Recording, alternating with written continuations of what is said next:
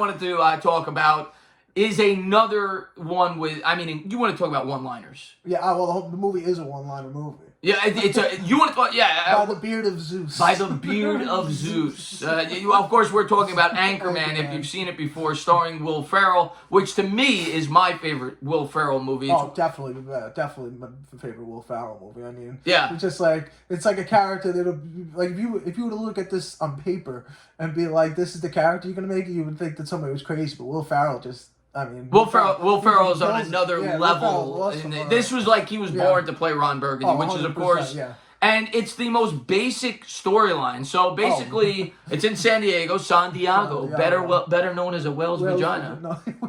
But it's basically what Will Ferrell plays. He plays the part of Ron Burgundy, who's a news anchor. He's the most popular news anchor in San Diego. His goal throughout the movie is basically to become a national news anchor. He was a national news anchor, and then Veronica Cornerstone comes around, and she's trying to be the first female anchor. Right. And he's not too happy about that. He doesn't think that news anchors should be females. Right, yeah. Well, they all play the part so well. We're going to go over the cast, but Veronica Cornerstone is played by Christina Applegate, who ends up being Ron's love interest. Paul Rudd, this is kind of before Paul Rudd became super popular. I guess this is probably where Paul Rudd. Well, he was in Friends, I remember. Yeah, okay. Back in the day. Yeah, but I mean, he was in Clueless as well. That's right, he was in Clueless. But this is before he really exploded. This is probably what helped him to explode. Yeah, but he played the part of Brian Fontana. I think he was the on-field reporter for the news team. Yeah. Yeah, he was the on-field reporter. Then you had Steve Carrell, who, again, look at all these great comedic actors. Because Steve Carell was nobody when this came out. Yeah. Then the 40-Year-Old Virgin kind of, propelled his career. Yeah, exactly. This is definitely where he first exploded. After this, when the 40-Year-Old Virgin, and now, I mean, Steve Carell's a household name. You got who doesn't know who Steve Carell is at this point? But when this movie came out, people didn't know who Steve Carell was. Yeah, The Office and everything else has made his career explode. But his character's name was Brick Tamlin, and he's probably the dumbest human being in movie-making history. I love Lamp. I love Lamp. He I don't know, why were they saying he's just saying I love everything? I don't even remember the one of them was talking about how they found love one time, and it was in the women's bathroom, and she was gone 4 minutes later. He goes, "How's the love that I like it away?" Then Brick goes, "I love Lamp." he didn't know what to say. He was just crazy, and that of course was the scene where they were also talking about bears. And how they're going to put the station in jeopardy, showing their male chauvinistic ways when they were talking about bears and how when they're in heat, they when women are in heat, they could attract bears. Yeah, they could attract. They were just thinking of ways to get rid of Veronica Cornerstone. And Champ, I don't remember the actor's name, but Champ was the sports guy. Who was really funny too. Whammy! Every time there was a home run or whatever, and he was reporting sports or just talking about anything in life, was another really funny character. And we kind of wanted to jump into some of the interesting backstories regarding the movie for you guys. Many of the scenes were filmed using improv, and sometimes, this is crazy to me, because imagine doing this. Basically, most of the scenes throughout this movie were complete improv, not just by Will Ferrell, but by all the characters. The whole cast. And sometimes they'd film the scene 20 times and pick out the best improv scene. Yeah, they want to get the best reaction to things, so they do 20 different takes, they get 20 different reactions or whatever lines, and then they would pull it. And because of that, they had so much footage that they made a second movie. Yeah, when they released it on DVD, there was actually another movie released with it. I mean, it's not nearly as nicely put together as the movie that came out in the movies.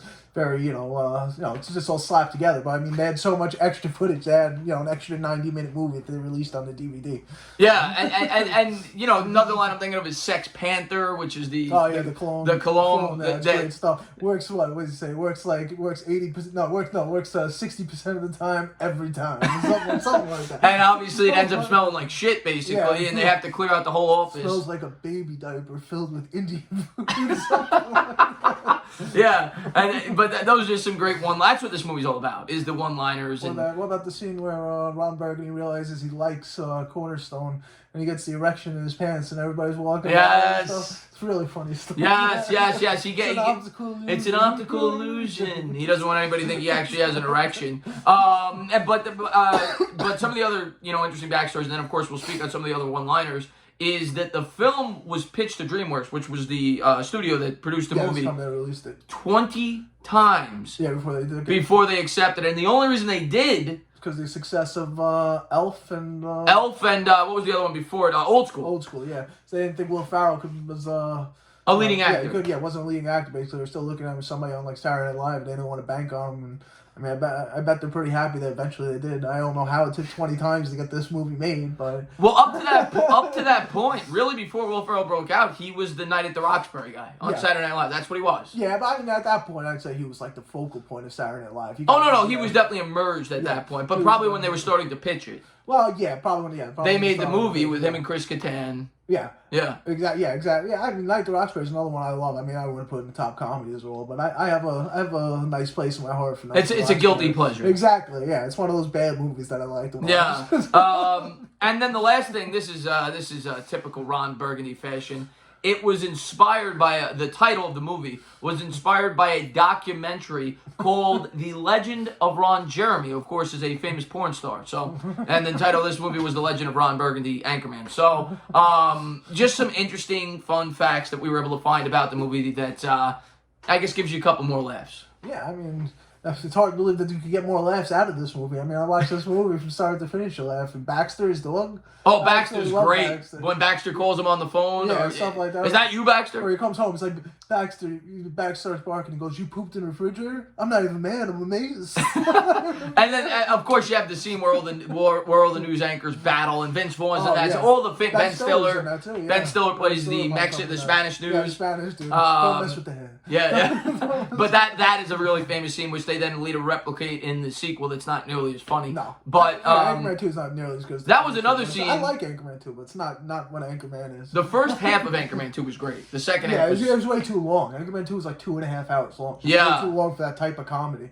Yeah, exactly. This was kind of the perfect length. But, so that whole fight scene was hysterical because it was kind of like Will Ferrell's character in the last movie we just talked about, Wedding Crashers, where you see all these A-list actors exactly popping up out of nowhere. You get one cameo after another. I think Jack Black. Jack Black might have been in the sequel. I'm not sure. Yeah, definitely pops up in it. But there was a number of A-list actors at the time that just popped up. Very unexpected. What happened was really funny to see them all get together. Yeah, they fight to the death basically to be the #1 news team, which is just an obscene thing to fight about.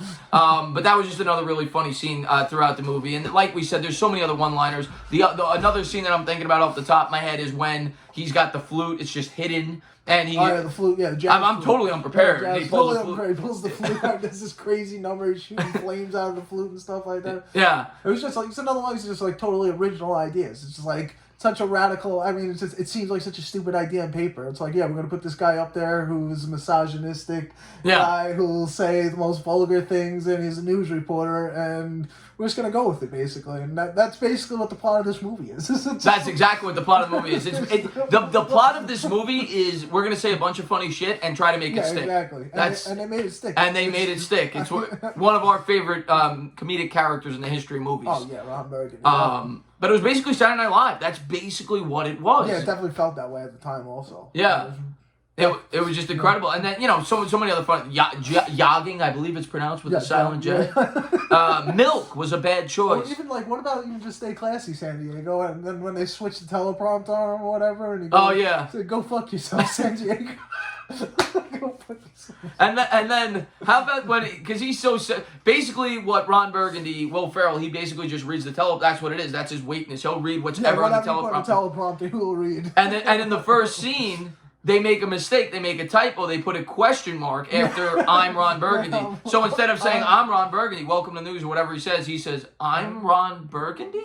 He says it as if it's a question, and that was just another really funny scene in the movie. And I also love in the movie when right before they're about to do his news broadcast, they show what he's saying beforehand, like he's drinking scotch, like scotch.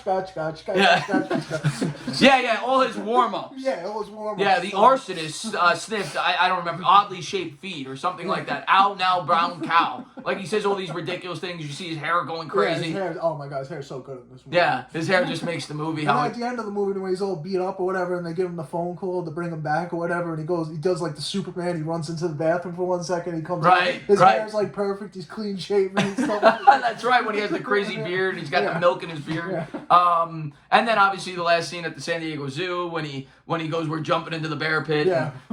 Just the whole movie is just. I mean, just... It's really not a movie that has a great story. It's just a bunch of really funny moments. The plot's like insequential almost. It's just like a 200 one-liners put together with like maybe 10 great setups for just comedy, like, I don't know, sketches basically. Yeah, it's like watching improv for an hour and a half. And I highly suggest watching that if you have not.